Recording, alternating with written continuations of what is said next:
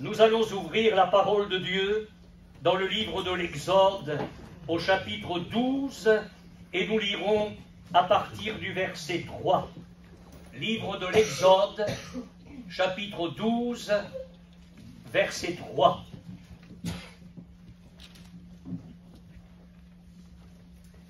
Il s'agit du message de l'Éternel à Israël concernant l'ordonnance, l'institution de la Pâque. Parlez à toute l'assemblée d'Israël et dites, le 10e jour de ce mois, on prendra un agneau pour chaque famille, un agneau pour chaque maison. Si la maison est trop peu nombreuse pour un agneau, on le prendra avec son plus proche voisin, selon le nombre des personnes. Vous compterez pour cet agneau d'après ce que chacun peut manger. Ce sera un agneau sans défaut, mâle, âgé d'1 an. Vous pourrez prendre un agneau ou un chevreau. Vous le garderez jusqu'au 14e jour de ce mois, et toute l'assemblée d'Israël l'immolera entre les 2 soirs.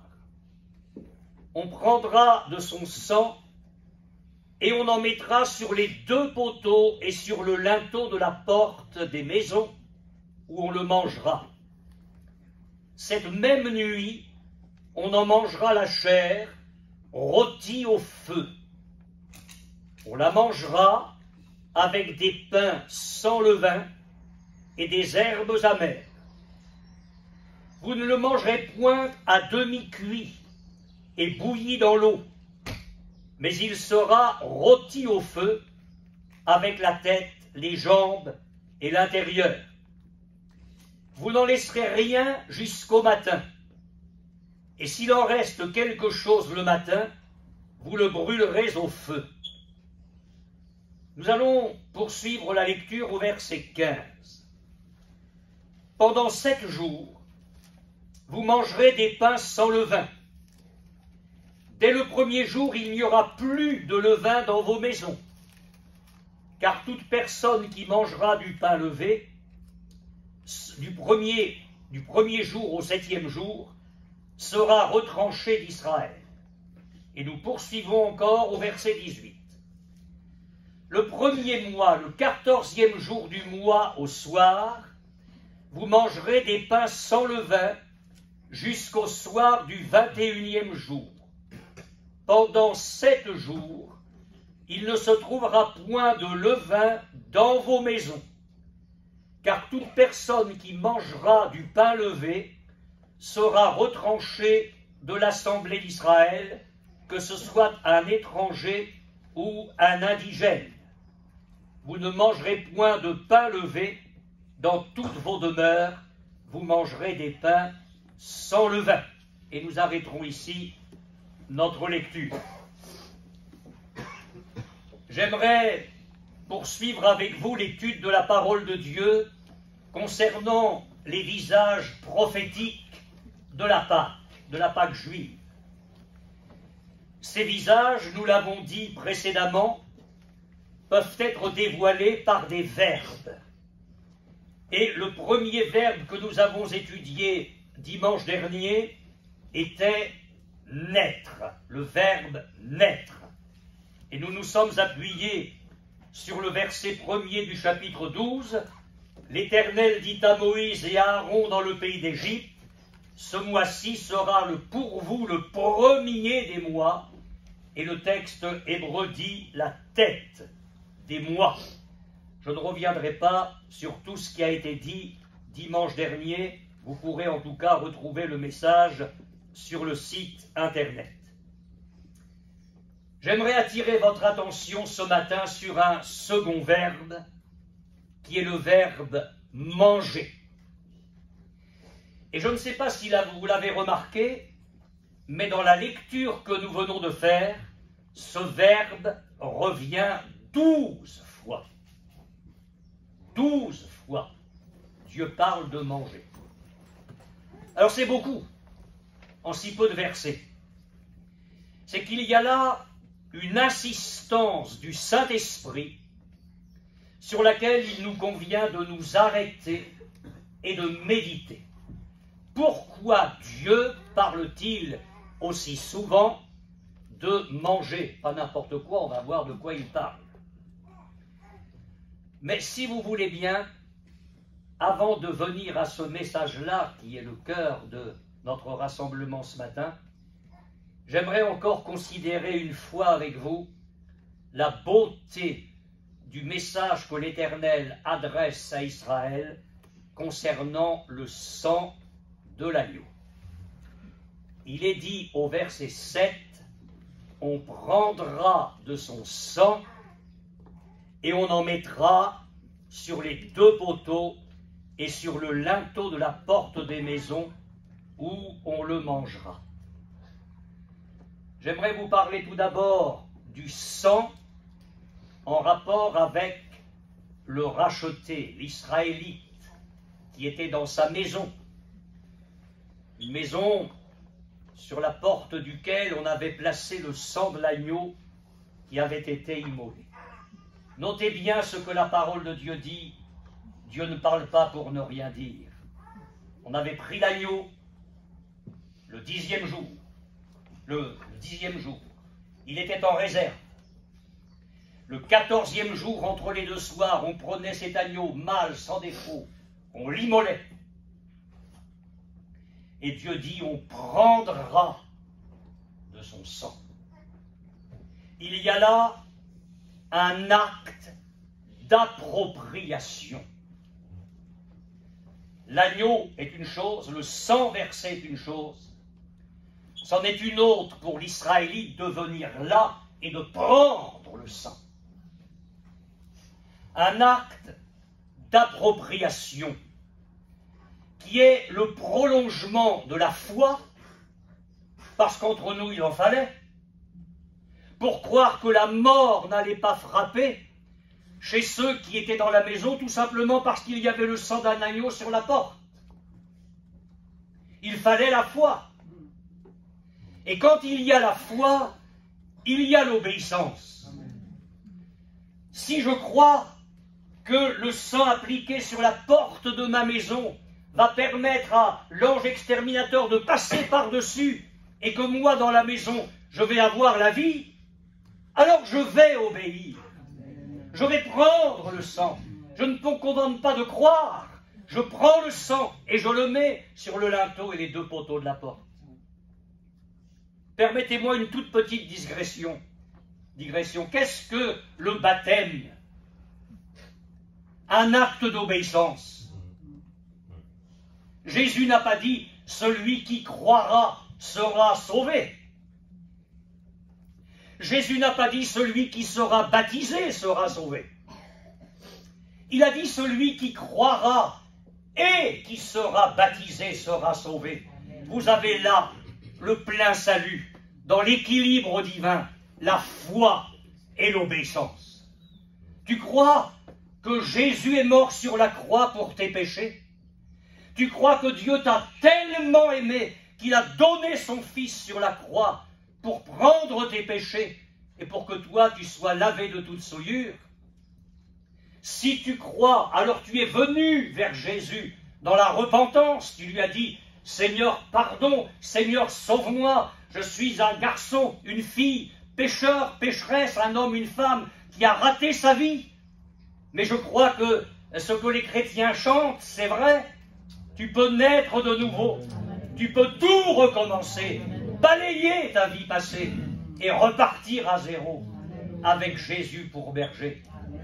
Mais alors si tu crois ça, j'ai envie de te dire, si tu ne le crois pas avec ton intelligence, mais avec ton cœur, si ton cœur a été transpercé par l'amour de Dieu, alors je te le dis de la part de Dieu ce matin, sois baptisé au nom de Jésus-Christ pour le pardon de tes péchés. Si tu crois, tu obéis.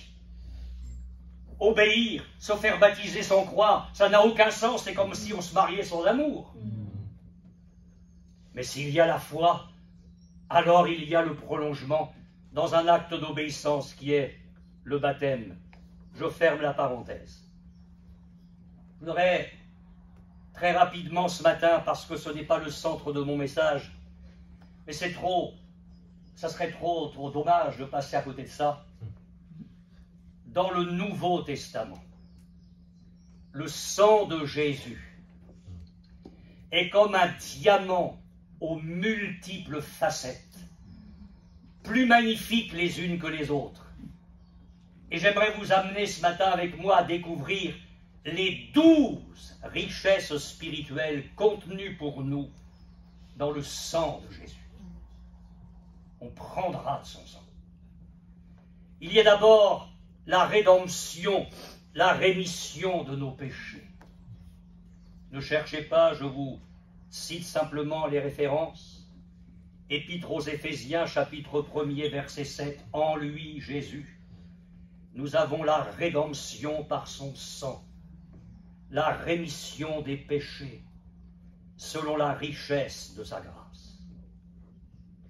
Il y a en Jésus non seulement la purification de nos péchés, mais la délivrance de nos péchés.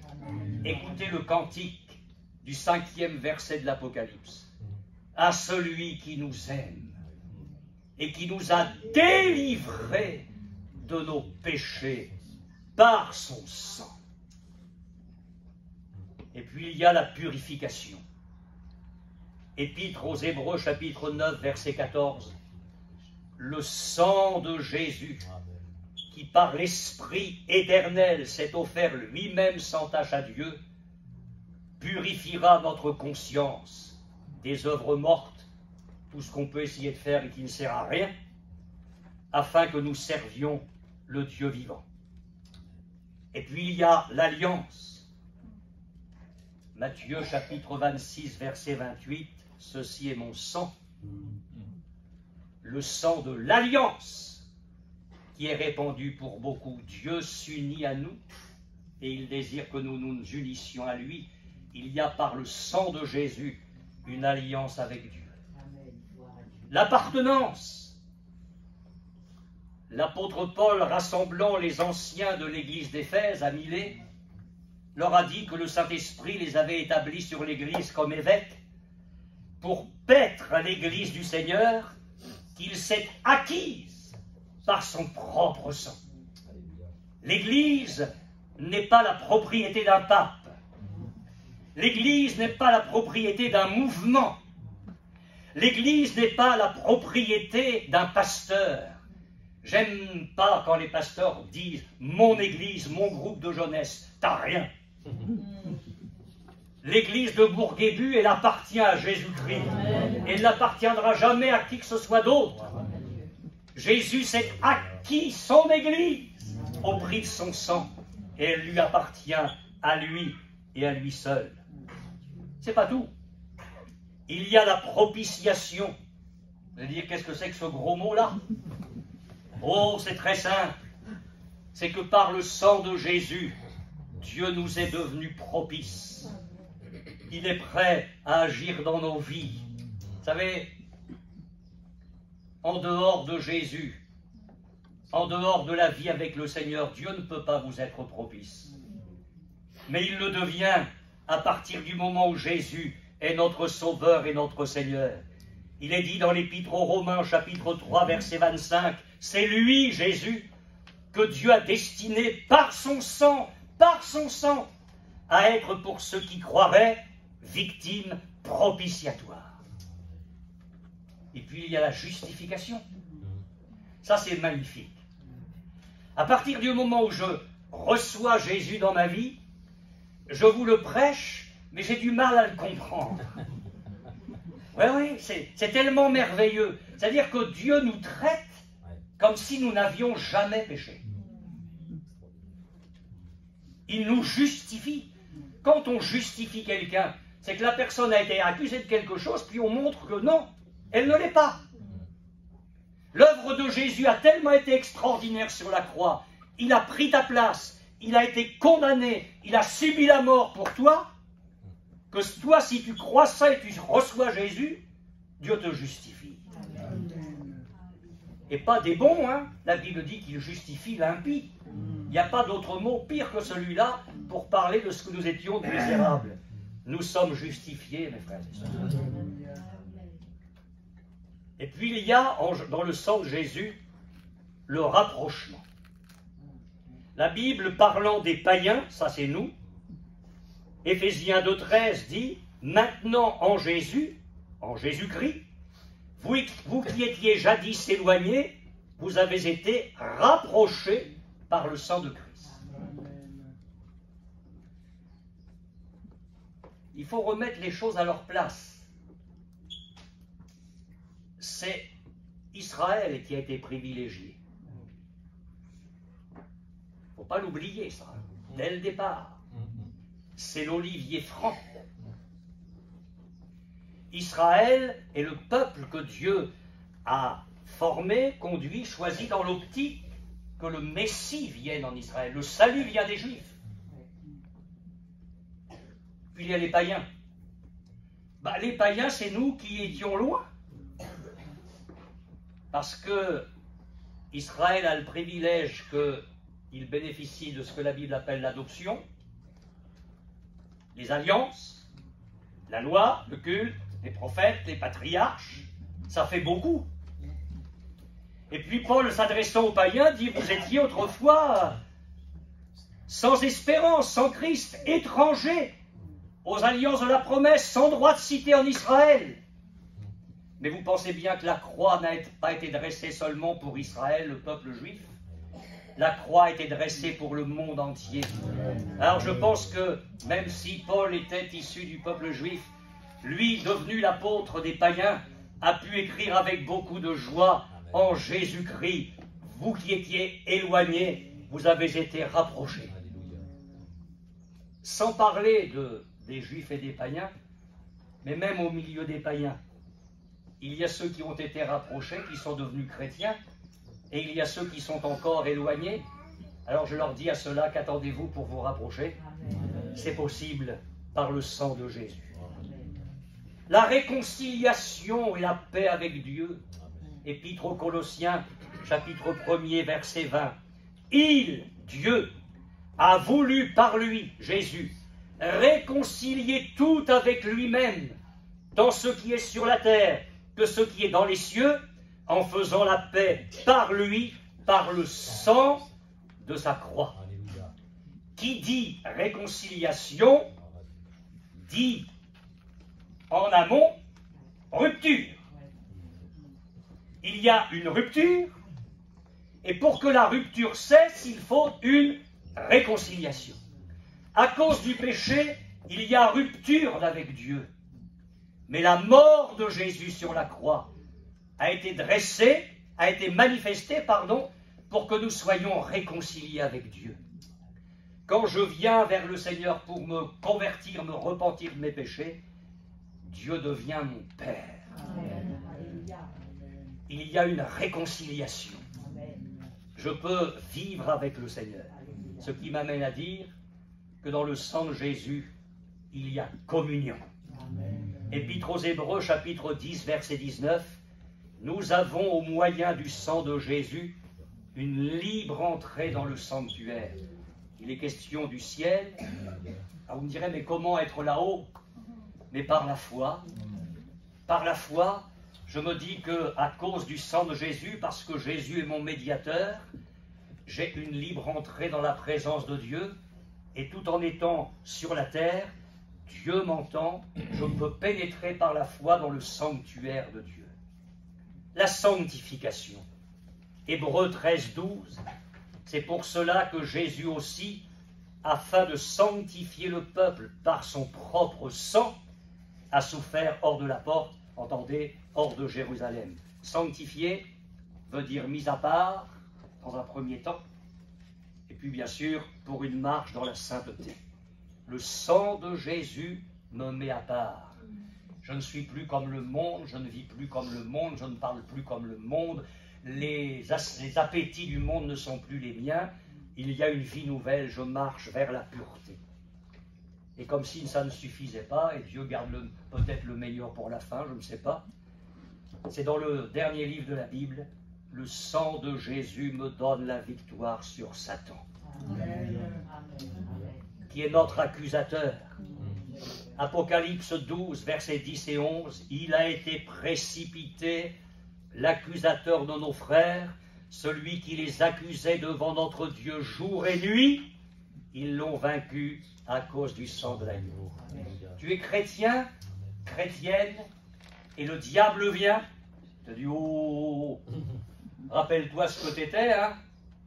Comment tu vivais? C'est terminé tout ça. Il y a le sang de Jésus. Et le sang de Jésus m'a purifié de tout péché. Je résume. Dans le sang de Jésus, la rédemption, la délivrance, la purification, l'alliance, l'appartenance, la propitiation, la justification, la réconciliation, la communion, la sanctification et la victoire sur Satan. On prendra de son sang. Et si tu prends de son sang, ta vie est riche, et victorieuse. Ça, c'est le côté de l'homme. C'est un acte d'appropriation. Voulez-vous lire avec moi au verset 13? Si vous avez fermé votre Bible, je vous rappelle que c'est Exode 12. Le sang vous servira de signe sur les maisons où vous serez. Écoutez bien ce que dit l'Éternel. Je verrai le sang et je passerai par-dessus vous, et il n'y aura point de plaie qui vous détruise quand je frapperai le pays d'Égypte. Ça, ce n'est plus le sang et le racheté, ça c'est le sang et le rédempteur. Le sang et Dieu, ça c'est le côté divin. Et il y a ici un acte d'appréciation. Quand on lit « on prendra le sang », ça c'est l'aspect humain, c'est un acte d'appropriation. Mais quand on se place du côté de l'Éternel, le sang et l'Éternel, lui, il dit « je verrai le sang et je passerai par-dessus vous ». C'est un acte d'appréciation. Je voudrais vous dire ici quelque chose de court, mais de très important. Le sang étant appliqué sur le linteau et les poteaux des maisons, suivez-moi bien, c'est simple. J'espère que vous allez être d'accord avec moi. Les Israélites, une fois entrés dans leur maison, ne voyaient pas le sang. On est bien d'accord? Parce que le sang était placé sur le linteau et les poteaux à l'extérieur. Donc l'Israélite, dans la maison, ne voyait pas le sang. Mais il était au bénéfice de toute son efficacité. Et à ce moment-là, après l'acte d'appropriation, quelle était sa position? De faire confiance dans l'acte d'appréciation de Dieu. Lui, il avait fait ce qu'il avait à faire. Le reste était l'affaire de Dieu. Il fallait que Dieu et lui seul puisse apprécier la valeur du sang. Et Dieu dit, je verrai le sang. Toi, tu ne pourras pas le voir. Tu as fait ce que tu pouvais. Mais le reste m'appartient pour ton salut. C'est moi qui vois le sang. Dieu seul voyait le sang. Et je voudrais vous dire ceci, Dieu seul pouvait en apprécier toute la valeur. Lui seul pouvait décider alors du sang des enfants d'Israël. Tu veux revenir quelques instants avec moi au Golgotha? La croix du milieu, on laisse les brigands de chaque côté. Il est là, couronné d'épines, les clous dans les mains et dans les pieds. Le dos a été frappé jusqu'à ce que les chairs soient mises à vif. Le visage de Jésus était tellement horrible que le prophète Ésaïe dit qu'il ne ressemblait plus à un visage humain. Défiguré. La mort de Jésus sur la croix, c'est une boucherie. L'agneau a été mené à la boucherie. Et il est là, couvert de sueur, de sang, de crachats. Le sang ruisselle de son corps partout jusqu'à terre. Franchement,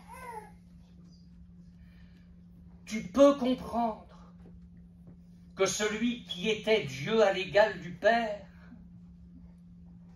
qui a créé les milliards de galaxies. Tout a été créé par lui et pour lui. Franchement, tu peux comprendre qu'il s'est anéanti jusqu'à devenir un bébé dans une mangeoire à bestiaux? Au fur et à mesure de notre vie chrétienne, nous essayons avec le Saint-Esprit de comprendre un peu mieux tout ça. Mais heureusement que le Seigneur dit, je verrai le sang. Lui seul, moi je peux vous le dire avec assurance, lui seul peut apprécier toute la valeur du sang de son Fils. Je verrai le sang. Alors ce qui était vrai pour l'Israélite l'est à combien plus forte raison dans une autre dimension pour nous. Nous sommes sous le sang de Jésus.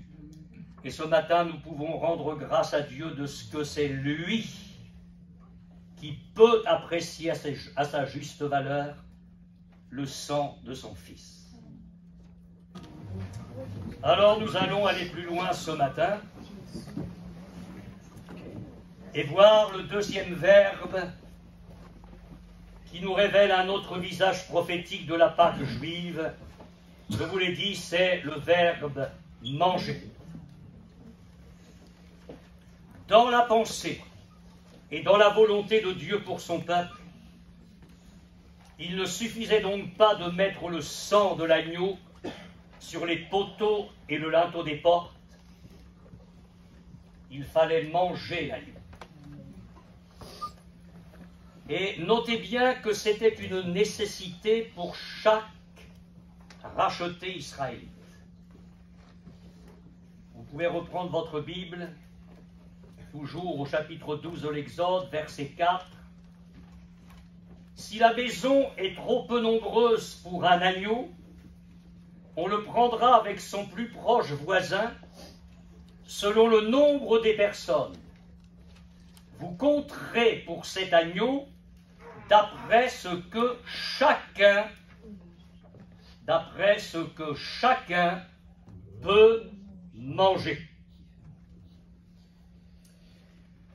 Vous noterez aussi que la capacité de se nourrir de l'agneau différait d'un racheté à l'autre, selon l'âge, la condition physique.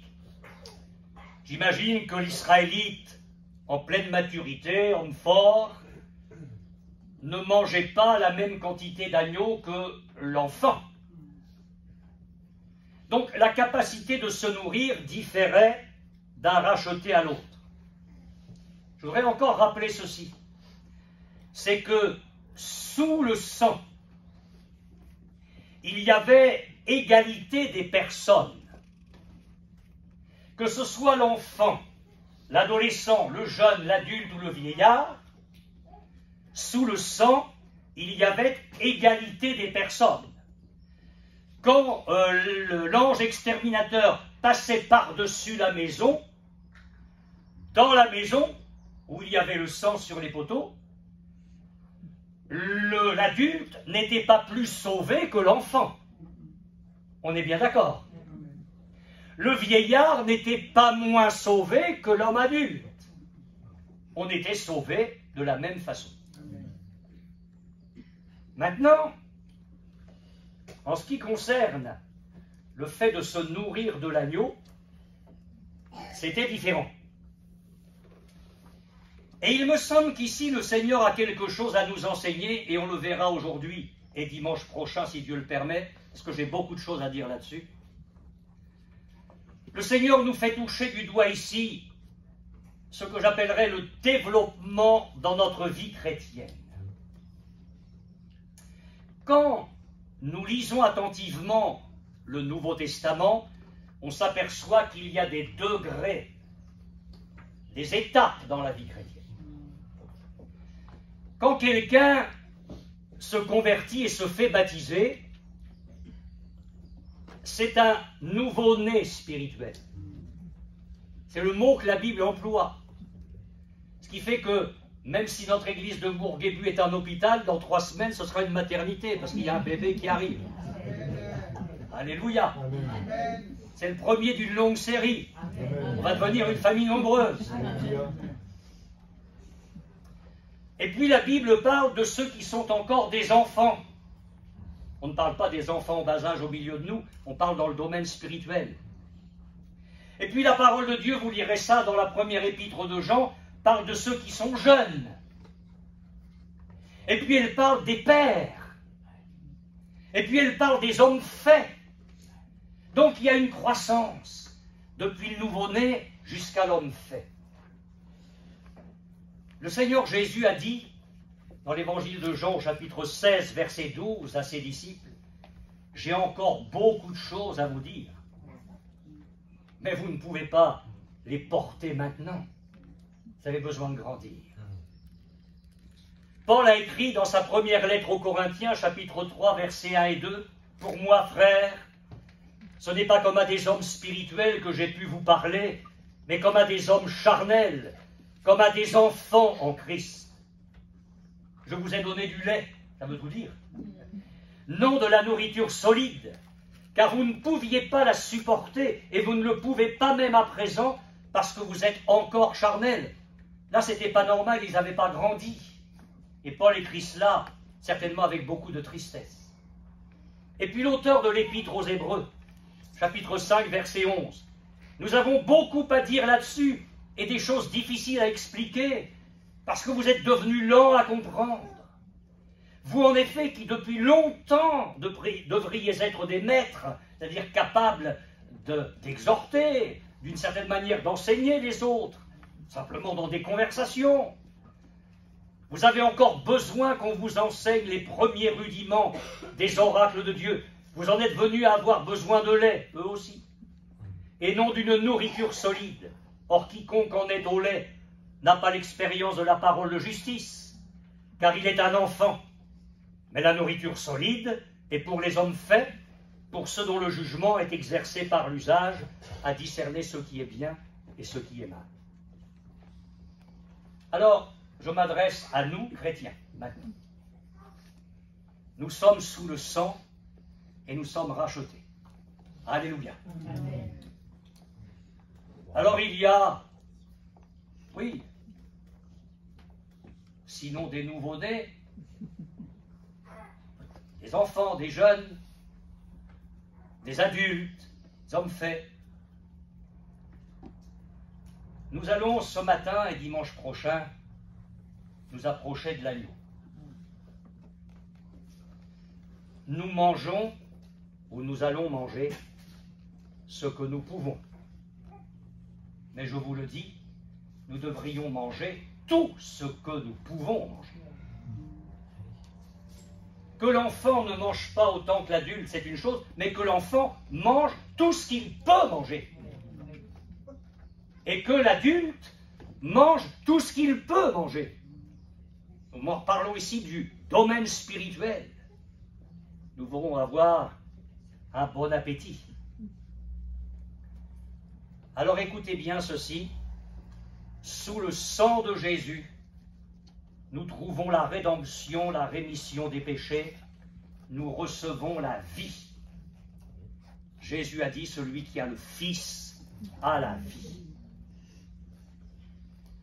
Mais en nous nourrissant de Christ, parce qu'il s'agit bien de cela maintenant, la Pâque n'est qu'une image, en nous nourrissant de Christ, nous travaillons au développement de la vie. Nous travaillons à la croissance de la vie. Ce qui m'amène à vous dire que la Pâque était un commencement.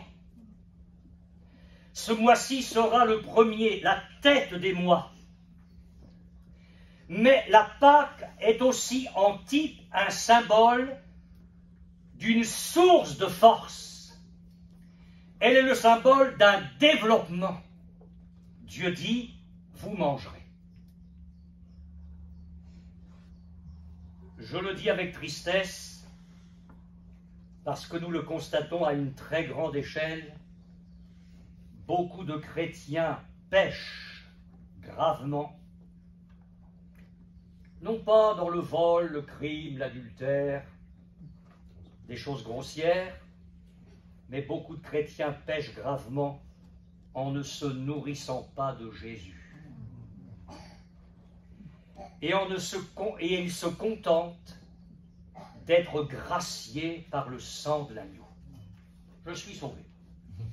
Et c'est vrai qu'ils le sont. Mais si nous nous contentons de cela, c'est que nous n'avons rien compris au plan de Dieu pour notre vie. Et j'espère que ce n'est pas le cas pour qui que ce soit ici. En quoi pêchent-ils, ces chrétiens? Ils pêchent à l'égard de Dieu le Père, à l'égard de sa volonté, à l'égard de ses desseins bienveillants à leur égard.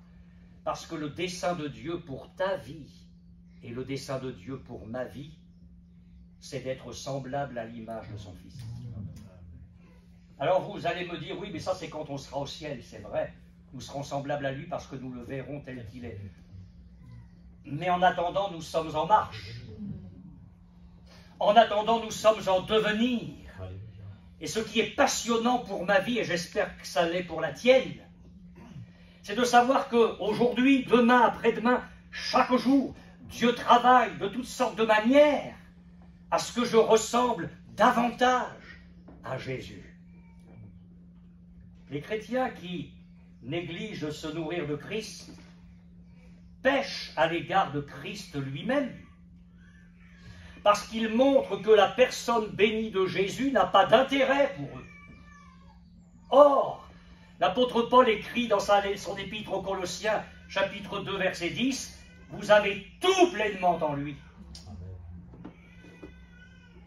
Devrais-je vous dire que les chrétiens qui agissent ainsi pêchent à l'égard du Saint-Esprit, dont le ministère est de nous révéler et de communiquer à nos vies le Christ? Jésus dit, il me glorifiera, et il me glorifiera parce qu'il prendra de ce qui est à moi, et il vous l'annoncera. Et puis les chrétiens pêchent à l'égard d'eux-mêmes, en ne travaillant pas à leur propre croissance spirituelle. Or nous entendons la Bible dire, mais croissez dans la grâce et dans la connaissance de Jésus. Ils pêchent à l'égard de leurs frères et sœurs dans la foi. Vous allez me dire, mais écoutez frère Balière, hein, ma vie chrétienne, ça regarde que moi, que les autres s'occupent de leur affaire. Non, non, non, non. C'est pas possible. L'Église, et alors là, il y a plein d'expressions qui reviennent tout au long de l'enseignement apostolique, les uns les autres, les uns les autres, les uns les autres. On n'est pas une individualité perdue dans la collectivité. Je suis là, j'assiste à mon culte, mais que chacun s'occupe de ses affaires. Non, non. Nous sommes responsables les uns vis-à-vis des autres. Nous sommes un corps. Alors en quoi les chrétiens qui agissent ainsi pêchent-ils à l'égard de leurs frères et sœurs? Je pense en particulier à l'égard des nouveaux convertis,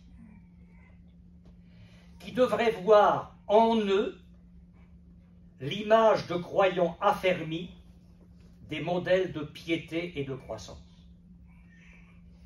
J'ai grandi dans une grande assemblée et je sais que j'ai porté des regards sur des frères et des sœurs qui étaient des aînés à la foi.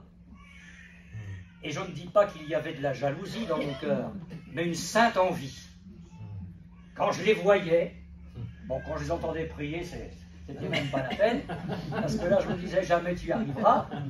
C'est comme si le jeune enfant dirait, moi, je parlerai jamais comme mon père, qui était aussi stupide que ça, parce que c'est une question de croissance. Mais quand je les voyais, le rayonnement de leur visage, qui n'était pas un masque, c'était une réalité, la joie de Dieu, quand je les entendais chanter, même quand je les voyais, j'avais l'image de frères, de sœurs qui avaient grandi avec le Seigneur. Là, j'ouvre une parenthèse. J'étais un petit garçon, et puis il y a une sœur qui tenait la librairie au fond de la salle. C'était un tout petit espace où on vendait des Bibles, des cantiques, enfin vous connaissez ça par cœur. Mais cette mémé, il y avait un tel amour dans son cœur, que moi, le petit Paul, parce que c'est comme ça qu'elle m'appelait, petit Paul, mais vous ne m'appelez pas comme ça, s'il vous plaît.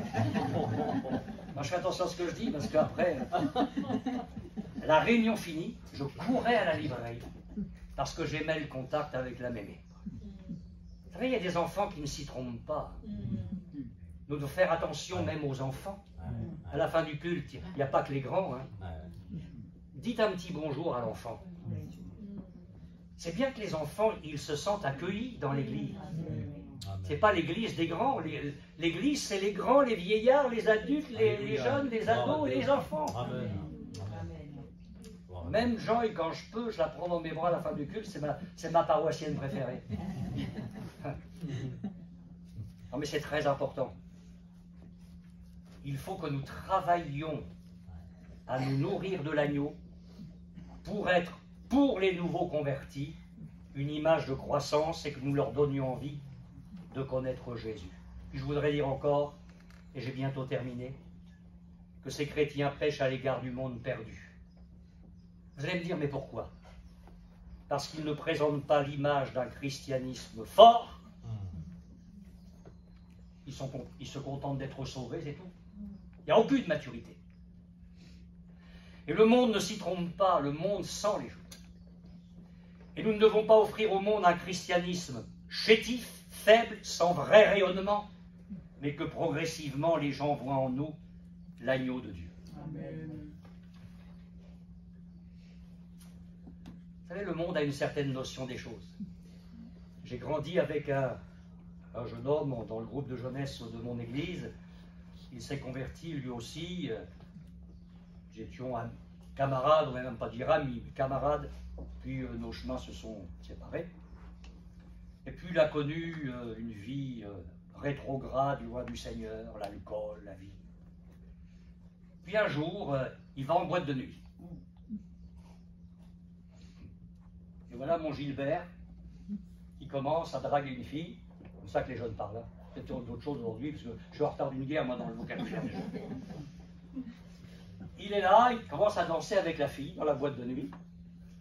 Puis je ne sais pas ce qui a pris à Gilbert, qui était dans la boîte où il n'avait rien à faire, soi-disant pour un chrétien, à l'alcool et tout. Et puis se met à parler du Seigneur à la fille, en dansant avec elle dans la boîte. On hallucine. Et la fille, elle s'arrête. Elle dit, parce que t'es chrétien, toi? Alors là, Gilbert, est non. Ben, si t'es chrétien, qu'est-ce que tu fais là? Et c'était comme s'il avait pris une grande gifle. Là. Pour elle, la fille, c'était normal qu'elle soit là dans la boîte. C'était une fille du monde. Mais celui qui lui parlait de Jésus, qui était censé être chrétien, mais qu'est-ce qu'il faisait là? Et je vais te dire, qu'est-ce que tu dis? Où tu vas? Quelles sont tes pensées? Quels sont tes sentiments? Est-ce que tu peux dire ce matin, au stade où tu en es, que tu es bien au stade où tu es, parce que tu manges l'agneau? Tu l'as mangé ce matin avant de venir au culte. Et puis tu le mangeras demain et après-demain, parce que c'est ta vie. La vie, elle est où ailleurs? Elle est en Jésus et nulle part ailleurs. Le monde t'offre l'enfer et son prince. Dieu t'offre le ciel et son prince. Je place devant toi, disait l'Éternel à Israël, la vie et la mort, mais choisis la vie. Mais comment est-ce que Dieu peut aller jusque-là? Parce que le bon sens, c'est pas qu'on choisisse la vie. Dieu nous pousse encore, mais choisis la vie, afin que tu vives. Alors, rapidement, et c'est ma conclusion, comment se nourrir de Jésus?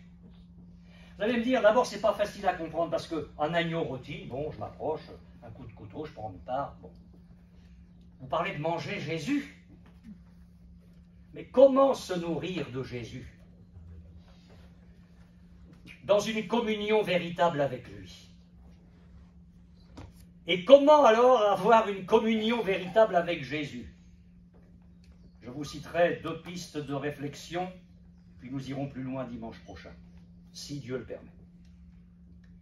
Nous nourrir de Jésus, avoir une communion avec lui, par la lecture de la parole de Dieu. Amen. Et par l'obéissance à cette parole. Jésus, lors de sa résurrection, cheminant avec 2 disciples sur le chemin d'Emmaüs, leur a ouvert l'esprit afin qu'ils comprennent les Écritures. Et il leur a expliqué dans toutes les Écritures ce qui le concernait. Jésus est partout dans la Bible, de la Genèse à l'Apocalypse. En lisant la parole de Dieu, avec l'aide du Seigneur, en la méditant, en l'étudiant, nous allons découvrir Jésus. Nous allons placer notre foi en lui. Nous allons davantage désirer de lui ressembler. Nous allons lui parler et dire, mais ce que je viens de lire, je veux le vivre. Aide-moi, vis ta vie en moi. Combien de chrétiens ne lisent pas ou ne lisent plus sérieusement leur Bible? C'est l'un des plus grands fléaux dans nos églises. Ah, les gens viennent, ça va, le dimanche matin, il y a de l'ambiance. Oui, mais dans la semaine, où est l'agneau rôti? Où est l'agneau rôti?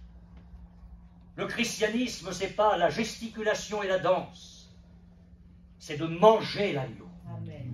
Oui, je crois dans la joie dans nos réunions, une joie saine, un enthousiasme sain. Je crois à cela. Quand c'est divin, quand c'est dans l'onction de l'esprit. Mais je dis que le véritable christianisme, c'est de manger l'agneau. Et on se nourrit de Jésus par la prière, en demandant au Saint-Esprit de former Christ en nous. Et je vous le dis, et nous l'avons chanté, c'est ainsi que le peuple de Dieu va être fort, et c'est ainsi que le peuple de Dieu va être vainqueur. Alors, mais qu'est-ce qu'il faut manger? Ben, ça sera la semaine prochaine. Et vous verrez que, j'espère que vous avez bon appétit, parce que le menu, il est copieux. Hein. Il est copieux. Mais nous allons découvrir la semaine prochaine ce qu'il faut manger. Et le dimanche après, si le Seigneur le permet toujours, dans quelle tenue il faut le manger. Vous allez dire, oh, vous allez parler de l'attitude vestimentaire. Pas du tout, ça. Pour moi, c'est acquis. Hein. Vous faites ce que vous voulez. Je ne passe plus mon temps à parler sur ces choses-là. Pour moi, c'est écrit. Vous savez comment il faut vivre. Après, c'est votre affaire avec le Seigneur. Je veux aller beaucoup plus loin dans les choses profondes de la parole de Dieu. Nous allons voir dans quelle tenue vestimentaire sur le plan spirituel nous devons manger les choses que le Seigneur a préparées pour nous et qui sont là pour notre force. D'ici là, que le Seigneur nous bénisse.